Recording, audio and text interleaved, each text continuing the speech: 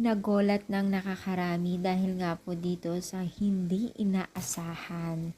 So, ano kaya ito? So, bago natin ipagpatuloy ang ating paksa for today's video, kung bago ka pa lang sa aking channel, please subscribe, like, and pakit na rin po natin guys ang notification bell upang ma-update po tayo tuwing ako po nag-upload sa mga viral and trending video.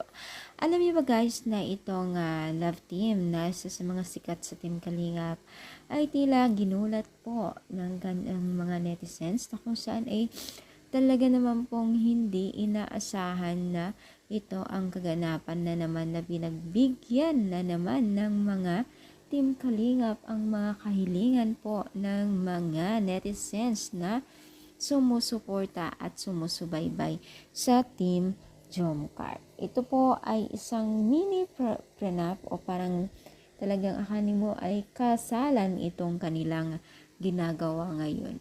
So, maraming natuwa, maraming nagulat at iba't ibang reaction po ang natatamo po ng Team Kalingap ngayon dahil nga po sa kanilang bagong update kay Carla at Jomar na talaga naman pong umani po ng iba't ibang reaction at talagang kita natin yung kanilang pagiging isang love team habang tumatagal ay nagiging okay sila at nagiging close sila at bawat isa at mapapaisip ka na talaga na para sila talagang sila na talaga, no?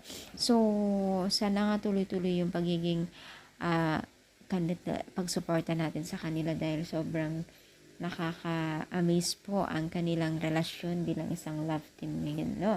So, anong masasabi ninyo? I-comment down, palike pa ang ating video. Thank you so much guys, more power, and syempre God bless all guys.